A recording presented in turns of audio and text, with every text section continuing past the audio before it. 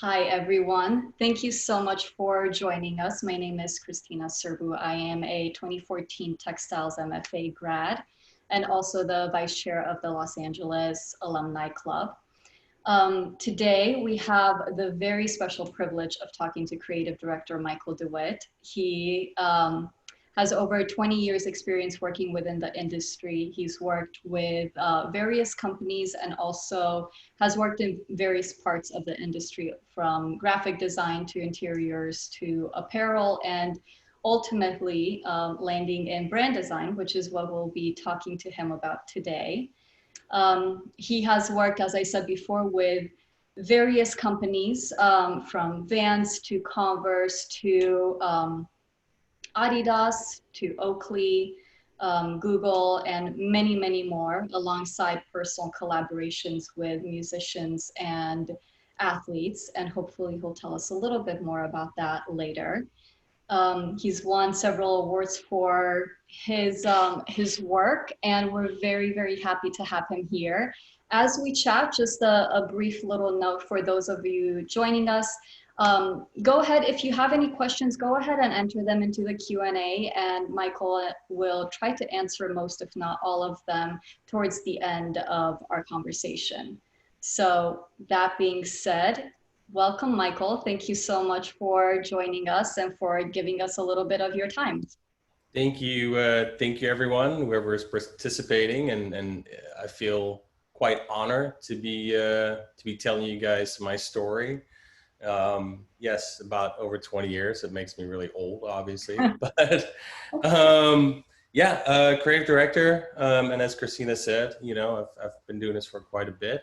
I'm originally I'll dive right into it. Yeah, I was going to ask if you can tell us a little bit about where you came from, if you were interested in design from an early age, and kind of your trajectory of how you became who you are today, I guess. Yeah, absolutely. So born and raised in the Netherlands. Actually, I was born in a very small town in the south of Holland that probably nobody can pronounce. But I discovered at a very early age that I really, really enjoyed art and design, and also started skateboarding and riding BMX at age of 10. And it was kind of that moment where I realized also where, one of my parents was asking me, as I was drawing, my parents were like, what do you want to do when you grow up? And I was like, I just want to draw for the rest of my life.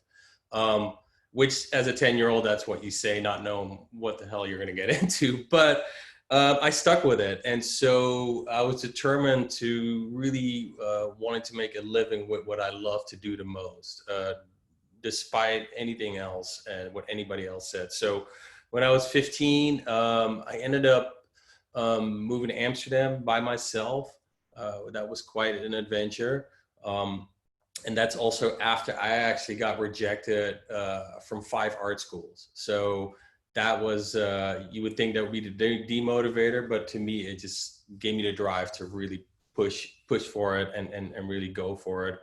And with that said, I ended up in Amsterdam in art school, part-time job at a skateboard shop. And as I was writing for Vans at the time, I also quickly came to realize that, all the products that I was selling in the skate shop that I really loved. And I, came to the conclusion well, somebody has to make this stuff. Who designs this stuff? And so, I looked through the magazines and I found all these skateboard magazines and BMX magazines, and it turns out that California was just a mecca of action sports. So I ended up about age 21, ended up borrowing money for a ticket and about 150 bucks in my pocket. I moved to the US, landed in California. I had no idea what to do. I had no idea where to start. But again, I had the mentality, I'll figure it out. So, and then throughout the years, I was really trying to take on any design job that I could possibly get my hands on. Although a lot of people are like, well, you need money. Why don't you just go work at the supermarket? And so again, I was just determined to make money and make a living doing design, and that's it. I really didn't see any of the other option, just because it just came so naturally. It felt the most natural thing to do. And then throughout the years, I ended up really broadening my spectrum of what design and where you can really apply it. So it went from graphic design to apparel design to magazines. Someone had asked me to do mid-century modern furniture. I'm like, sure. I had never designed furniture. So, and then to retail stores. So it was more with the mentality of like, yeah, just if somebody gives you an opportunity, at least give it a shot, so then you won't move on regretting that you never took a chance at it. So then after, couple of years, I ended up at my dream brand, Vans, that I used to ride for. I started in apparel, and that led to designing graphics as well as actual cut and sew, as well as footwear, which is extremely fun, and it really like made me realize like how far a single design can stretch. And as the design that I was doing was also kind of leaking into marketing projects and brand design, I was just given the opportunity after 3.5 years working for them to become an art director in the brand design team under the marketing department. And this is really the first time I was exposed to what brand design really is, and how it works, right? So, so after about 10 years at Vans, after having done several campaigns, I ended up in Boston, working for Converse. Super fun, working on several campaigns that we'll talk about in a bit. After about 1.5 years, due to some circumstances, I ended up moving back to California, and the train just kept on rolling. It's still rolling, but yeah, that's where the clients like Adidas, Google just knocked on the door. I mean, I'm very grateful that they reached out. Maroon 5 did a few things for them. Not that I listened to them, but yes, I'm very honored. So with that said, I pretty much have left my true graphic design essence, just kind of in the past, and I'm really focused on visual language and brand design for some of my favorite brands, so yeah. That being said, thank you for sharing that. Probably a lot of us know what brand design is, but for those of us who don't actually fully understand the scope of what brand design is, would you mind giving us a brief definition of what you believe it is, and maybe just giving us a few examples of brands that you feel like truly have embodied their branding, for lack of a better word? Oh, yes, absolutely. For me, brand design, long story short, it's about storytelling. It's about creating an emotional connection, whether that be a product or a service that you're trying to provide, or you're trying to sell.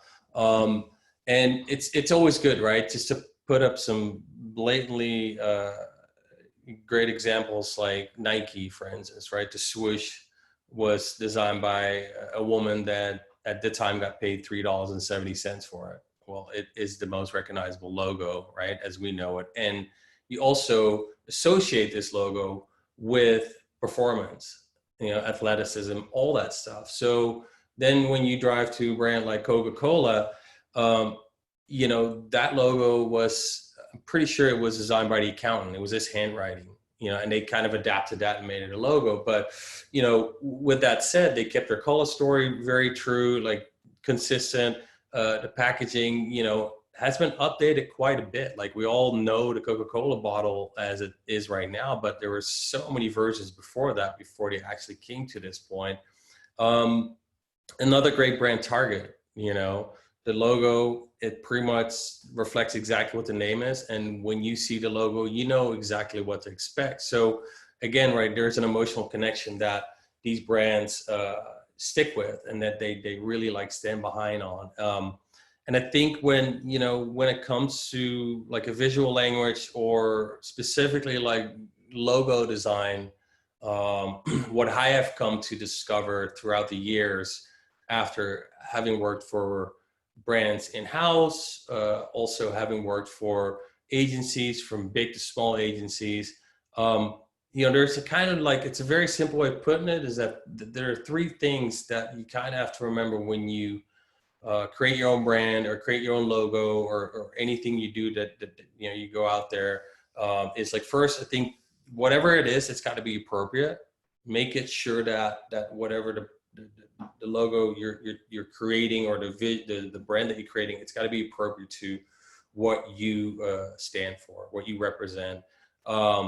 Second one is like, it's got to be distinctive. Make sure that it separates itself from some of the other ones, because there's a lot of red and white logos out there, but Target looks a world of a difference than Coca-Cola, obviously, and of course, but that's the distinctive part where they separate themselves. And I think last but not least, it's like, keep it simple, keep it direct. The more you fog up the message, the more you create a lot of noise around what you're trying to say, your story gets lost, your emotional connection gets lost. And I think, again, you can refer back to some of the greatest logos out there. If you see a shell that is colored red and yellow, well, we all know what brand that is, right? So and I obviously just said it, but it's just like, it's good to always just kind of go back in history. Some of the logos that have been around for, decades, if not hundreds of years.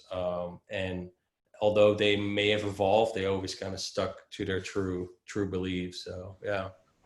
So you talked a little bit about storytelling within branding outside of just the logo development itself, which is very, I guess, obviously it's very important, but you did talk about storytelling. So how do the two actually relate together? It's a good question. It's I think if you look at the storytelling, I think falls more in when it comes to like advertising and campaign design. That truly is the place where you put up the connection. And having worked within brands and agencies, last year I was working on an adidas campaign that did a collaboration with International Space Station. So that is a story on its own. Like, why would a footwear company send out shoes to space and get them tested? So when we were trying to develop the visual language for that story, we really honed in on the finer details. Like, what does that mean? Like, okay, we ended up like, as part of textures in the campaign, there were textures from the shuttle. There were textures from space, and it really like you have to get literal with it, because especially nowadays with social media and where the world's at, I think it's a crazy number, but people have like a 0.3 second of attention span, which, if you have that small window, like, what will you put out there to grab people's attention?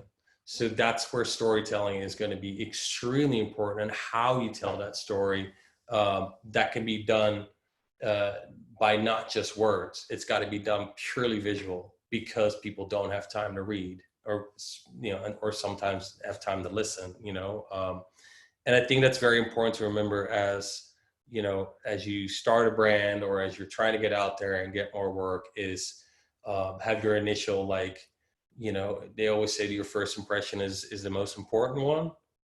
That rule still counts. Like, that's still, in my beliefs, it's like, okay, how from the gate, like out of the gate, how can I impress somebody as quick as possible? So,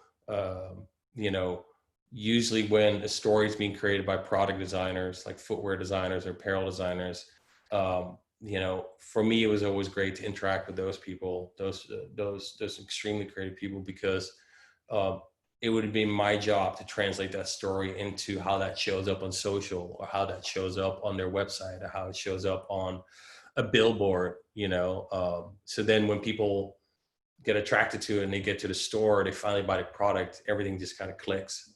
So, yeah. So do you feel that storytelling now has moved past just 2D representations? Has it moved into 3D spaces or anything like that? Is that something that you are now tackling within your job? Yes, that is something in the most recent years. I was very grateful to be part of that part of storytelling and brand design. Is that when people think, and obviously before COVID, but when people think of brand design, they're like, oh, it's an ad in a magazine, or it's like a billboard. But you know, it goes much further than that. And for some of the brands that I've worked with, we will always also do like activations or pop-up shops, temporary pop-up shops, just to get people excited about the campaign, about the story. Activations, one-night activations, and invite, you know, a pretty exclusive group of people to give them a preview, you know, whether that be the press or some influencers. But, you know, within this 3D space, you also have to think like, okay, well, how does this connect to the billboard that's down the street that talks about the exact same story? How does it connect to the social media, Instagram story, right? Like everything just kind of has to connect. And you know, in the past, I've always said like, well, it doesn't have to look the same. Like a singular campaign or like a 360 omni-channel campaign doesn't have to necessarily literally look the same. It has to feel the same, because technically a 3D expression of a campaign can't look the same, but it feels the same. So that's something to, you know, to keep in mind, like as I'm, you know, doing some of the personal projects, trying to create some marketing pieces around it. It's really like, you know, I don't want the organic posts on Instagram to look the same as a story, because there's usually different people looking at either one of them. So, you know. So that being said, I know you had said that maybe you would share a campaign or some of the work that you've done. I think it's a good leeway, the conversation we just had. Would you be able to share a campaign that you've worked on and walk us through the process from beginning to end and execution? Yeah, absolutely. I put a little thing together here for you guys. I've you know, I know I sound like a broken record, but I'm very honored and grateful that I've been able to do some really fun campaigns. And one that always is the closest to my heart is when I was at Vans and I was given an opportunity to work for Converse. Mind you, I had never owned a pair of Chucks. Shame on me. But I ended up, you know, moving to Boston with pretty much a singular task of like creating one of the biggest campaigns that they had ever put out there, and it was an insane investment. And so, you know, as I got to Converse, really get to know the brand, which is very similar to Vans from a cultural standpoint, you know, very music, art driven, cultural driven. So we were trying to figure out a way of celebrate the Chuck as a creative platform, right? And as weird that may sound to someone, but there's a lot of people that customize their sneakers. It's just a thing, and it's I think, you know, it's usually something that happens in high school, or you know, or you accidentally spill paint on your sneakers and you just rock them because they look cool. So I'll share my screen and I'll dive into this campaign called Made by You that came out in 2015, and it was a global campaign.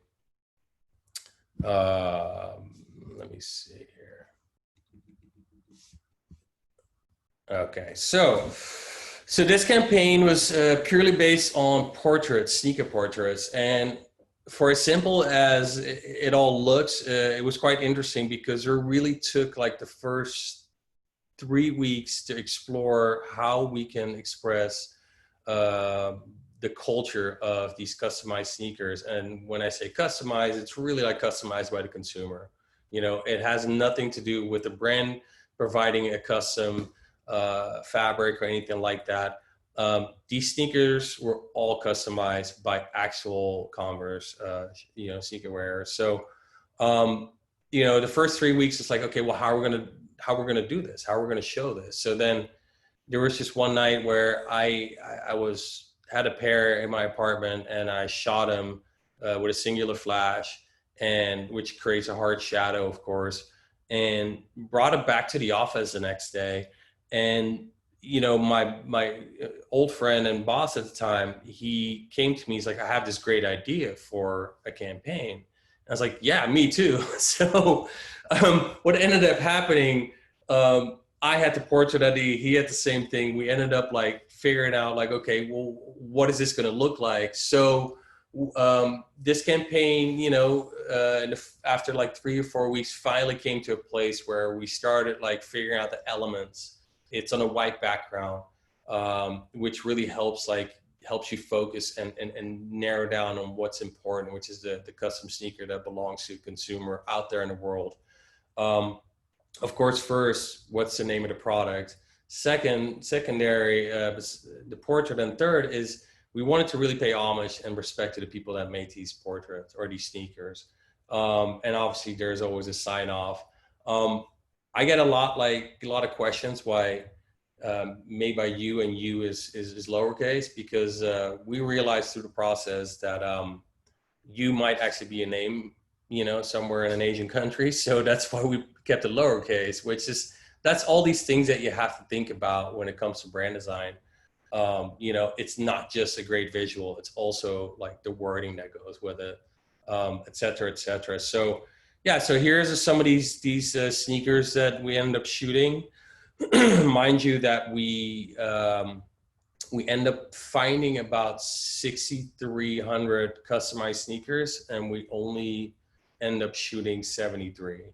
So that gives you kind of an idea of like to what extent this goes on building something like a worldwide campaign like this.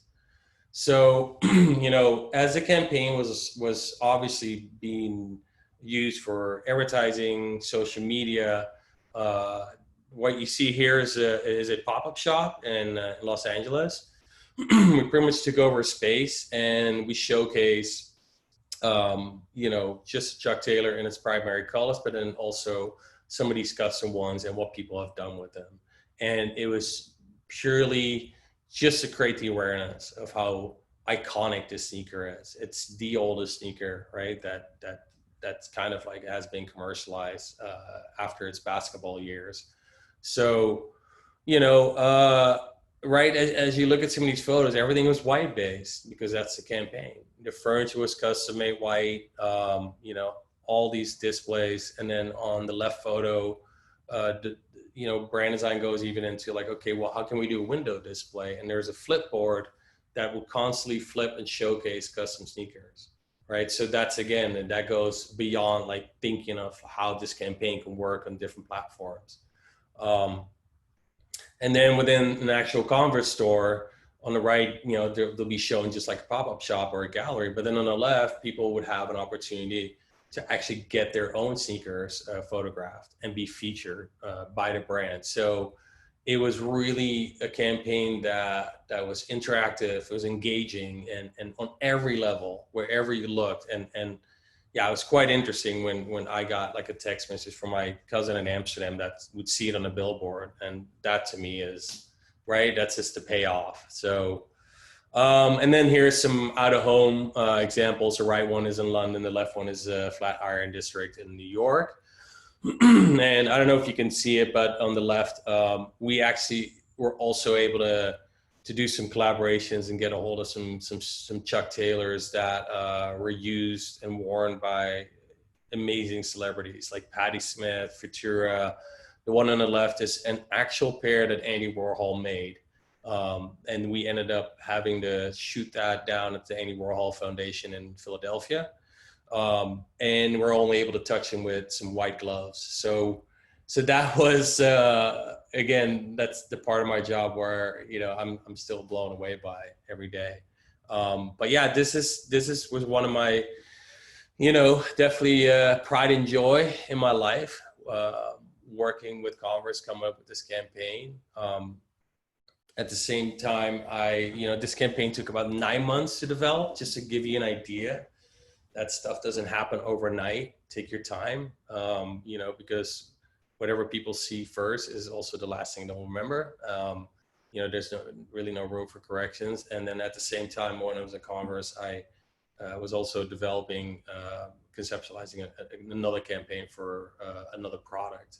So I think about 9 to 12 months of 10 to 12-hour days. Yeah. And how many people usually work on these campaigns? So as a creative director, you kind of direct everybody, but what does the team look like? Yeah, that's a great question. I just to give you an idea. So in-house, we had several art directors, 2 or 3. And there's about like 4 or 5 production designers. There's an entire photo studio. And there's also a casting crew for all the model photography, lifestyle photography.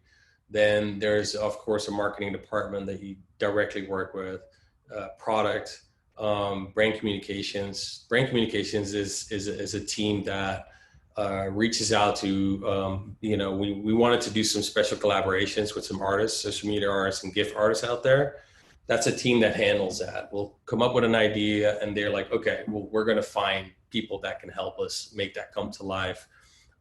Brand communications also handles like the production of videos and commercials and things like that. And then on top of all that, I worked with 3 agencies, RGA, Anomaly, and Cornerstone. Anomaly in New York. So all these sneakers were shot in New York. So throughout like the 9-12 months, I was pretty much there every week, flying from Boston down to New York, making sure that everything is, consistent. And everybody's like, I don't want to sound mean, but everybody's doing their job. So, but that's the fun part, it truly is fun because, I don't know, I never really consider myself a creative director, but because I love to get my hands dirty, never afraid to get my hands dirty. And I rather be that than be a big VP or anything like that. Cause, I might sound like I like to talk a lot, but I don't. So yeah. But yeah, so it's a crazy global team that ended up working on this campaign. And it usually the last Adidas campaign I worked on, same thing. There's a lot of people that with a lot of responsibilities, running long hours, making sure that everything is timed right, produced right, and created, in the proper manner. So, yeah. So this was obviously an example of a multi-million-dollar campaign, and you've talked a lot about branding as it pertains to the professional world of industry, but I think some of us might be curious if there are examples of personal artists or designers or musicians or, individuals, I guess, that have truly been able to build a brand around themselves and that you feel like are a really good example of a successful individual building their own brand. Yeah, absolutely. It's great that you mentioned that, because I look at the smaller artists and the smaller brands more than I look at the big ones. The big ones are established. They obviously have a lot of money to keep the brand at a healthy level. And I think one of them is a guy that I grew up with. His name is Para, and this is his art, and the skateboard's actually right there. Nice cat. And Para is an old skateboarder. His dad was a sculptor. He ended up developing his style throughout the years. It's very illustrative. Yet, it's comical. I don't think you can read that, but the dog is talking to his boss, telling him he's a douche. So, he is always a twist to it, but his style over the years has evolved for sure, but you still know it's him. It's like artists like Jeff McFederich or like Barry McGee, like they have a certain style, and those are, you know, they might be like not as big as some of the crazy artists out there, but you know, Para has had some juxtaposed covers, and he's had some Nike collaborations, some Vans collaborations. But now in the last few years, he's also has created a home goods line, and he's also created apparel, and he's also created accessories, and that whole style just kind of runs through his entire collection. Again, in different forms and shapes, but it's still a signature style. So that's, you know, if you get a chance to check him out, Para, P-A-R-R-A, amazing guy, amazing art. There's been a few people that have tried to knock him off, which is, you know, something I never recommend doing. And I think that one of the bigger ones that we're all familiar with is Jordan, right? Like, especially now after this documentary came out, and we're all able to witness how his brand really, like, from the start got developed into its own entity. And I think with that said is that, you know, Nike's a prime example of how they create sub-brands. And not everything has to, yes, everything is branded Nike, but like, you know, you have your AGC, you have your Jordans, you have your, you know, you have all these subdivisions, you have Nike Sportswear, and they're all like their own little brands. And that's how they operate as well. So with that said, like, you know, the Jordan Jumpman logo, it's a prime example, like, on how Nike figured out a way of creating another brand within their greater umbrella. So I think on a smaller scale, you know, it's again, don't want to simplify, but it is as simple as like, stay consistent, like stay true to what you truly love, what you live for, and remind yourself, like, you know, this is kind of like a side note, but remind yourself why you started doing this in the first place, because that always brings you back of how you put yourself out there, whether it be visually, whether it be just, you know, vocally. And I think that's important in brand design, you know, to stay consistent. So yeah. Thank you for that. So I guess because you do all of this work with professionals and with companies, do you still retain a studio practice of your own? Do you do anything that keeps you creative, or is most of your creativity put into the professional projects that you do? No. Yeah. I think, like, I love working with brands, and I love my job. Don't get me wrong, but I think what keeps me grounded is that I don't get caught up in chasing the check through my professional career, because that's usually where designers and artists get lost. You know, we've seen it happen multiple times, whether it be, you know, regular art, film, photography, or, you know, music. For me, it's important that I still do like my own passion projects. And, you know, currently, you know, I have a home goods line that I put on pause for a minute because of the current situation we're living in.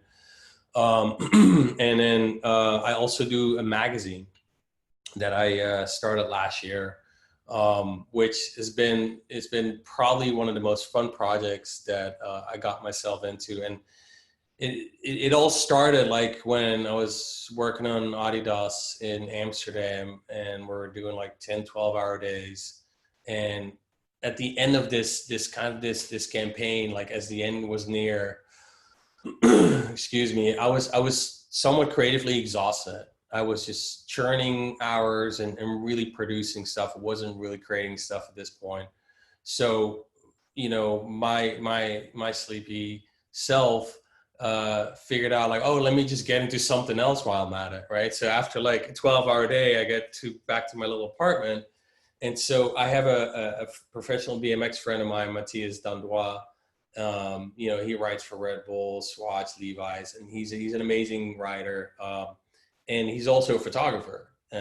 He travels, I think, about 280 days out of the year, which is insane. I don't know how he's still alive. Probably because he's 20 years younger than I am. But I came to realize that I always wanted to do a project with him. And so I was like, let's do a magazine. And he's like, oh my gosh, yeah, let's do a magazine. So we ended up, I ended up designing a magazine in literally like the running on fumes, midnight oil, all that, whatever the quotes are. And I came back to America and we decided to produce this magazine. And after that, we only made 200, hand numbered, and it was received extremely well towards where my friend Rennie and he's also a photographer, he saw it and he's like, I want to do one with you. So that's now currently one of my main side projects is this magazine called Beautiful Ruin. And this is the first issue my friend Rennie Solis and I did. And what it pretty much is, I shoot photos as well, but I don't get paid to do so. But I combine my friend's photography with my own, and then I try to do like an interesting graphic layout, and whether that be like simple texture layouts like this, flipping photography, doing things like that, and it's like an 88-page zine, a photo from Tokyo. So what do you put next to it? A red dot, right? Seems obvious. So, and combining colors. So, this is the first issue. In the next couple of weeks, we're going to come out with my second issue, and, I'll give you a sneak preview. That's all you're going to get. We're going to have to just go get it. But so the main purpose of this magazine is like, while we're living in this distress of COVID and the world is pretty much falling apart, like, we're all on our phones, we're all on the screens all day long. And so my intention was like creating something that kind of takes us away from our digital life. We donate all the proceeds. The first issue, we donated all the proceeds to the LA Food Bank, and we're able to create 4,000 meals, which is, it was very heartwarming that we're able to do that. The second one that's coming out in a few weeks, we are going to donate to a good cause that will hopefully help slow down climate, global warming, climate control, all that stuff. So as much as I don't get like a financial like profit from it, it's the creative like benefit. It's a creative, energy that I get from it. And that's honestly the only reason I'm doing this, because it makes me feel good. And because I get a lot of questions like, oh my gosh, it must be, cost money to make. And how much are you getting? How much hours are you spending in it or on these magazines? Like, really don't know, and I really don't care, because it's making people happy, from both sides. Somebody, my friend Vincent, who did the second issue, he has a book out, but it's a $90 book. So the magazine is only $20, and then they can get something from, a little bit of material from this photographer without having to spend like a ton of money, which is something none of us have right now. So, and then on top of it, we end up giving back to the world as much as we can. So, yeah. That's really amazing. Thank you for sharing that with us. So, I mean, those were all the questions that I personally had. I'm sure that there are tons more that I could come up with, but I know in the very beginning, Tommy actually had a question for you, which I think can lead into more discussion for us. So he said, Michael, thank you for being here. What is your advice for a fresh graduate who would like to do creative direction in the future? What is the best entry-level experience? That's a great question.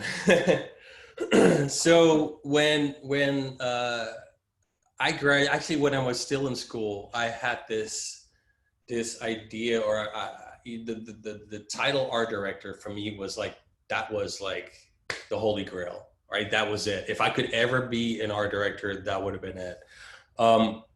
And throughout the course of years, I realized that, a title is obviously just a title, but it comes with a certain responsibility. And depending on what company you work for, or even if you work for yourself, how you put out there as a creative director, it's good to, as a fresh graduate, to to really dive into the basics as much as you can. Like, I still do this today. I still go back to the basics, the way of thinking, the way of designing, the way I operate, just because it keeps you grounded. Because I realized, when I was like, okay, I want to be an art director, I want to be creative director, I kind of lost traction, or I lost focus of what I was doing today. So figure out for yourself, what are you most comfortable with? Because ultimately, you're going to have to sell your talent. You're really going to have to promote your talent to people that may want it, or people that are really interested in it. So, if you end up, faking it through some of those, things, then you end up not being yourself. So I think it's really be humble and start small. Eventually you'll get there, and it's probably going to end up being sooner than later. But I have seen in the most recent, probably last 5 years, that there's a lot of, whether you go on LinkedIn or whether you go to some people's portfolio, that I've hired someone that was claimed to be a creative director or an art director, and then it ended up not working out because they didn't necessarily understand what it meant to be a creative director. Because as we go back to the Converse job, right? The Converse story is that, are you willing to work with, or are you willing to direct and be responsible for 70 to 100 people? That's what that means, right? So, and that's just really simplifying it, but you ultimately are responsible for it. So unless you're really willing to take on that responsibility, just love what you do and be humble, and just keep on churning, just because eventually everything will fall into its place. And I think, as anybody on this talk right now knows, that rushing is never a good thing. Whenever you're creating, it's deadlines suck. So if you want to be a creative director, you got to love deadlines.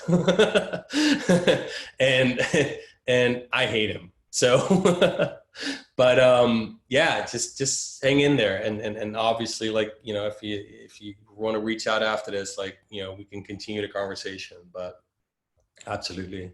So what would be a good first step? Obviously most of us have portfolios and we have our resumes. Do you think that for somebody seeking a job in creative direction at some point in the future, is social media really important? Do you look at people's Instagram accounts and see how they formulate it? Is that something that I guess a more recent graduate should really consider, curating their Instagram account as well, or social media in general? Or is it just based on portfolio and resume? It's a little bit of both. But what I have come to realize that some of the greatest, creatives that I've hired in the past, that I've worked with, might not have an insane amount of following, which is interesting because as an example, the first issue of my magazine was done with my friend Reddy. He has not even 8,000 followers, but he does shoot for Nike, Google, Adidas, Christian Dior, all these things that we all love, but he doesn't put it out there because it's he's still getting to work. So for him, his website and his representation and his resume are extremely important, and that's a thing I'm glad you brought that up, because I think it's good to remind yourself that when it comes to brand design, the most important part of brand design is your work, right? So if you have a logo that you create for yourself, if you have a resume, I highly recommend not to put a frame around your resume or decorate it with glitter and all that stuff just to impress people, because all that stuff takes away of what you're trying to do out there. All that stuff takes away of what's most important, which is your work. What is most important is the things that you put out there, your creative work. So, I definitely think social media is great. I mean, Instagram is slowly becoming Facebook because everybody's and their on has a personal opinion nowadays. It's not as creative anymore as I think it used to be. But yeah, I think still your website, and this is from me having hired people in the past, if somebody has an amazing website and it's clear and it really showcases of what you do, I can stare at that for hours. Like, you know, a place like social media, I want to see some fun memes and I want to see some other stuff. Like, you know, I'm gonna appreciate the amazing creative work that you put out there, but yeah, I have different intentions with that. So because of the time that we're living in, obviously jobs are probably a little bit harder to come, especially within the creative field. I'm sure that you've hired freelancers before in the past. Are there specific places where you go to look to find freelancers, or is it really just through word of mouth? Because I'm sure for some of some of us who may want to go in that direction, it might be a good idea to know where people like you look for them. Right. Um, for me personally, it's like I like to do my homework. I like to do my research when I try to find people, and it's also word of mouth. You know, and it may sound very uncertain, but for me, that's worked out quite a bit. That's how I was able to work with some of the great brands, because someone had told someone else about, you know, and I think it's you know, I was doing a Google campaign last month and I needed an illustrator. I went searching. Like I went on Instagram and I went on websites and I went on LinkedIn and just like really searched because it's such a specific task, you know, such a specific part of the project that I needed. And I ended up reaching out to about 5 of them, and 2 of them got back to me. And one of them I ended up hiring one of them because the other one was, I think she was too busy. She was at a barbecue or something. So, you know, and with that said, like keep your communication open, like keep your windows, like keep everything open, especially during these times, like be engaged, right? Like we all enjoy engaging on social media and then, you know, have opinions about everything that is out there. But when it comes to your work, when it comes to putting yourself out there, go out there and find it and talk to people, because only then you'll really know, like, you know, what you're worth and what you're able to do. And honestly, that's how I was able to work with brands like Adidas and Maroon 5. Like it was pretty much someone's like, oh, hey, I heard you did this and this. I'm like, yeah, you know, and that's how that happened. So and some people may say like, well, yeah, but you've had so much experience. I'm like, yeah, but ultimately, if I wasn't the right guy, I was not able to actually lock down the job, right? So you have to constantly be engaging, be involved, and be in the know about, you know? And so, yeah. Do you feel like you still have to evolve your skills? I mean, you've been doing this for quite a while and you have honed them pretty well, but do you still feel like you're learning new programs to use? You're constantly tapping into different aspects of the industry, or has it just plateaued a little bit for you after so many years?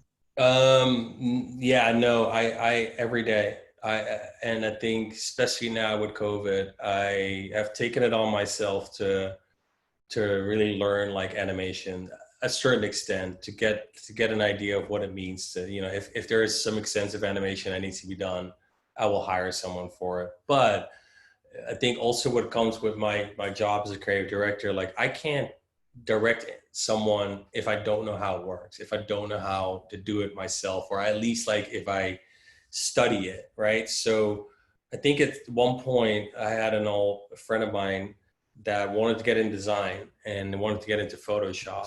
And at one point after a few months, he called me, he's like, I figured it out. And I'm like, wait, what do you mean? What did you figure out? Yeah, I figured it out. I figured out Photoshop. I'm like, dude, I have been on this for 20 years. I still haven't figured it out, right? So I think with that said, it's like, stay open-minded. There's always so much to learn. There's always so many tricks that they add to programs. There's always, you know, so many things, other things you can do. But I think more importantly is that, you know, your programs are pretty much just a tool. It's just a toolbox. And I think what helped me is not to forget that doing analog work is amazing. Doing like hand sketches, all that stuff. go out there, zone out, shoot photos, look at other things, look at textures. I do it all day. I'll be walking around and like, oh, look at this crazy colored brick, and then it'll just spark something. So, it's that fine balance, and I constantly look for the fine balance. If I'm working on something and I can't figure it out, my main rule on able to move forward with it is to let everything go for a minute or an hour or a day. I step away from the process completely, and that is the way I operate, because it helps me reset the way I think, my brain. It helps reset everything, and then I go back into it with a fresh mindset. And it usually, like 9 out of 10, I'm like, okay, yeah, now it feels good again. Right? Don't exhaust yourself.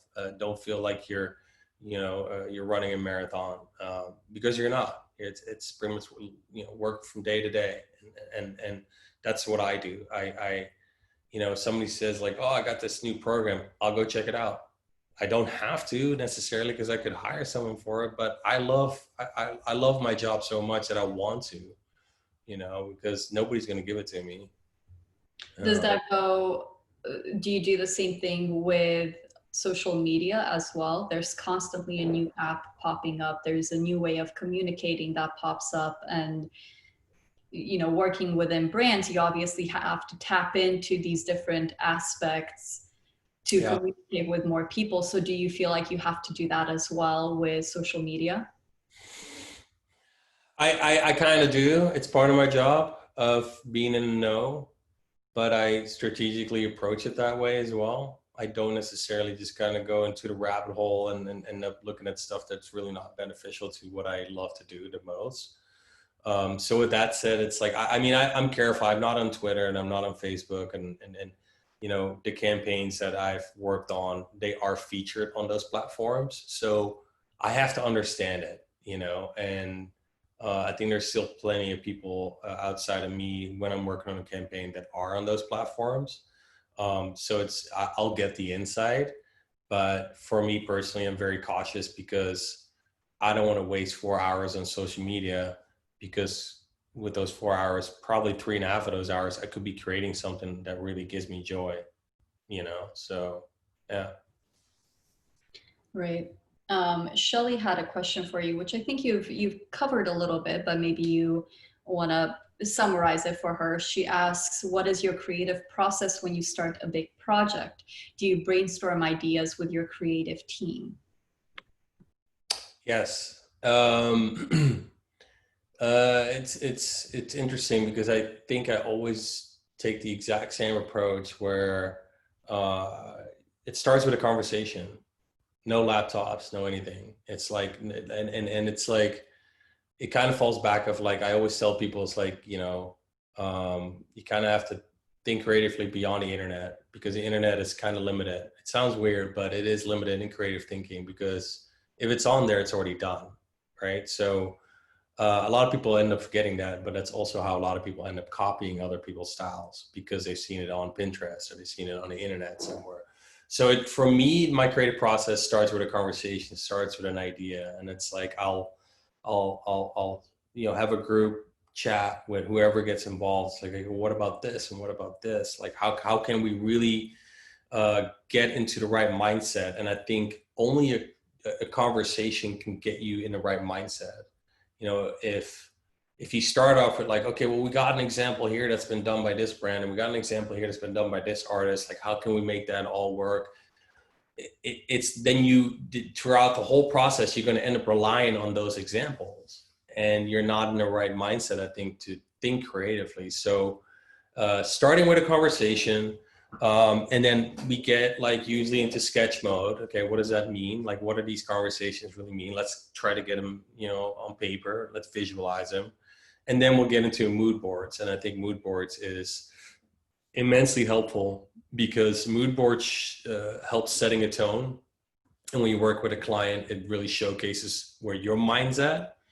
And with setting that tone, it also showcases like, okay, well, we can't do that because someone just did that. And that's what mood boards, I love mood boards. And I'm pretty sure that everybody on this, has created some or has done them for themselves. Keep doing them, don't always go like, well, we'll just create a separate Pinterest board. Well, there's more to it, because there's books and magazines that you see stuff that are also can be part of your mood board. So, as that process goes on, then we really get into, like, after the sketch part, we really get into,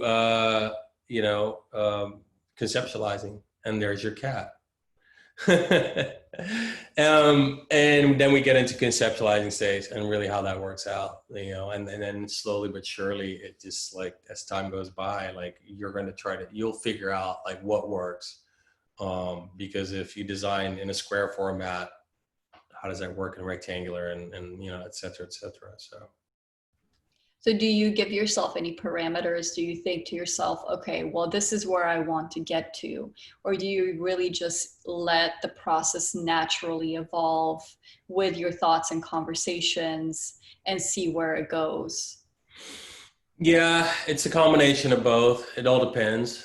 If we're trying to promote a product, like a new sneaker, a new running shoe, or if it's just a story that we're trying to tell, it all depends. It's really hard to determine that type of thing beforehand, because there's one product can have 7 stories, so you kind of have to evaluate that as it comes in, and really take a deep dive in it. But I think the learning from that is, like, just do your homework, right? Like, Christopher asks a question as well. Are successful brands purely a function of good design, or rather the passage of time and exposure? wow, that is That's a really good question. that's a great question. And how will I answer? The brands that I've worked with, they have really put an effort into their design. They've really, like, and it may not seem or look like it, like, but from experience and from work with product designers, whether it be Vans or Converse or Adidas or Oakley, like, there really goes a lot of thought into it. And that's why I enjoy having conversations with product designers as a brand designer, because it'd be a shame if all the work that they put into their design, that story wouldn't be conveyed in the campaign that I would end up designing for that product. So, but yeah, you're absolutely right. There is an aspect of some of the bigger brands that it's just farming and churning out product because it's on trend. I'm not a big fan of it, but it does pay for some of the more special projects. It pays for the bills, right? And that's also a hard lesson that I had to learn throughout the years, is that not everything comes with a passion. Not everything is done for a purpose. Yes, it has a purpose, but not the purpose that we would like to believe in, right? So, it's, to me, that's usually just noise, and you just have to accept it for what it is, because otherwise, we wouldn't be where we are today. It allows us to do what we love to do. So Christopher has a follow-up question. What does the white script on a red background have to do with a caramel colored carbonated drink, as in Coke? Nothing really. It's I don't think it's related. It's a color. Red is obviously a very strong color. That's why a lot of brands use it out there. Primary colors in general are very, very strong, very easy to remember, very distinctive. It's not necessarily appropriate to the product that Coca-Cola is selling, but it is a point of recognition. And I think actually there's this book for Christopher, especially for Christopher. There's this book, and it's called Marx of Excellence. This book is one of my favorite books because it goes, it talks about the history of some of the most recognizable logos out there. How the Bmw logo is a propeller. A lot of people just don't know that because they were an airplane company before they were an automotive company. So it's like, with that, yes, the blue and white obviously is from air, right? It's from the sky.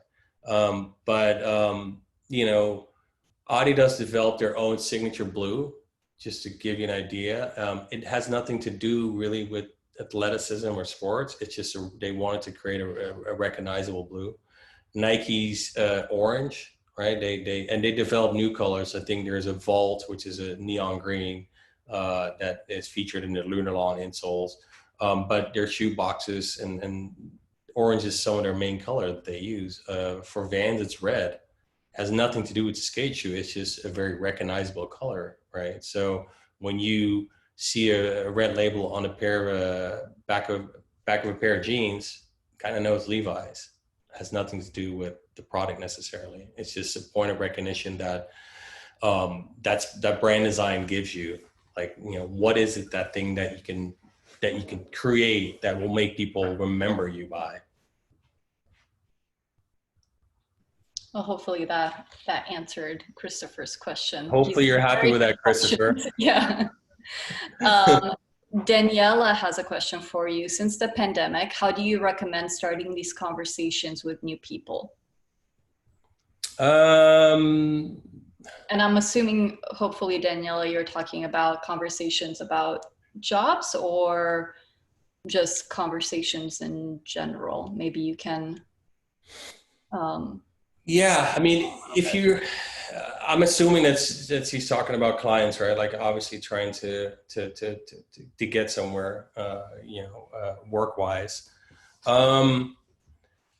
It's I think a matter of really just like, you know, reaching out and being consistent with that. John Wexler, who had just left Adidas after 18 years, he put it perfectly when he started getting into this business. He kept knocking on the doors until someone let him in. That's what I did when I first moved to America. I just kept knocking and knocking, and it took me, I'm not saying that it's going to take you this long, but it took me, you know, a little over 5 years before I really got to a place where I was like, okay, yes, I'm happy with where I'm at. But it took a minute, and those are perhaps the old days. But at the same time, it still matters that you have to not give up and like just keep pushing. And if they don't like what you're presenting or what you're saying in the first time you try and approach him, try something else and evolve yourself. And again, like, you know, Wexler was amazing when he said that, because it just kind of confirmed with the way I operated.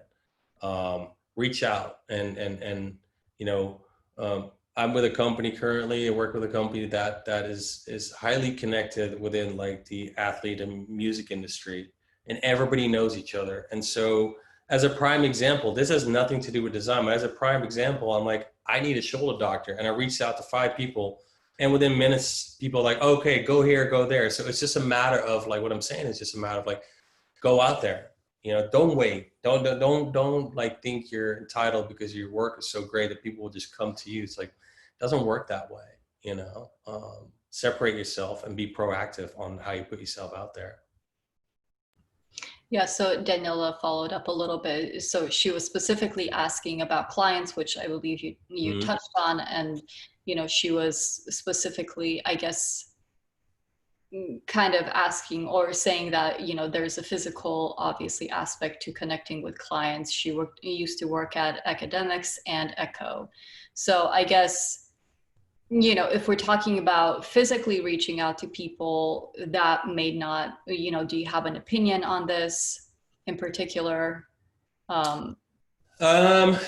It's I think it's good to go back to maybe some of your older contacts in that sense. It's also, I think, you know, you and I both have just kind of reached into a network. And that's, you know, I am still friends and I still am in touch with the people that I used to work with. And some of them like actually come back after a few years, like, hey, would love to do something with you. So it's like, keep those connections warm.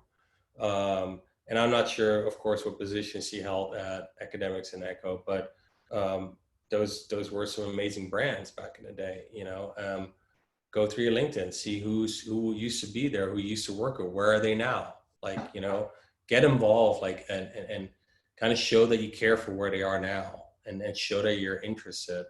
There's no shame in that, you know, and we all know it's like, yeah, the answer is no until you approach them and see if you can get a yes out of them, right? So.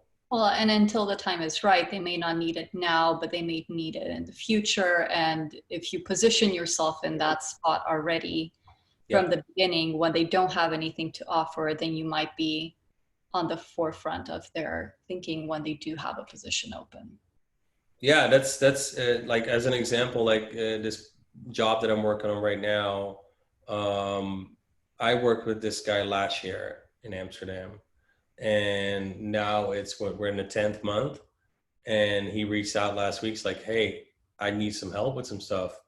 So 10 months can go by real quick, you know, and just keep that in mind. There's no time frame on when and what happens. It just happens, right? So and you just got to stay creative in the meantime. And our favorite Christopher, he says to call him Chris. Sorry, Chris. He said, I know the book that you were referencing. He's 61 years old and has been practicing and teaching identity design for 35 years. Wow. So that's really amazing. That's awesome. So. Yeah, hopefully I'll make it that far. Thanks, Chris. So I think, let me double check to make sure there are no more questions. If anybody has any more questions, maybe in the next few minutes, write them down.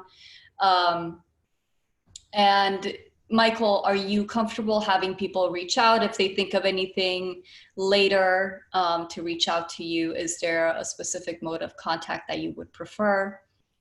Yeah, I think the best way would be if you can go to my website. It's michaeldewitt.com. And then in the about section, there's a way you can message me. And yeah, not a problem. I am totally down to help people, to talk to people, to keep conversations going.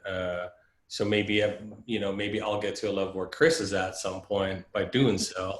But yes, not a problem at all. I'd be honored. And I went ahead and entered that website into the chat box for all of you that might be interested. Awesome. Thank you. Okay. Thank you so much, Michael. And thank you to everyone who stuck around and participated. We really appreciate your time, and hopefully everybody stays safe and we can keep being creative.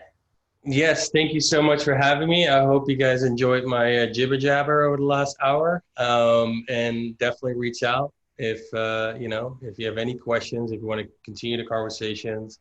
We're all sitting at home, so give me something to do. Let's chat, and stay safe out there.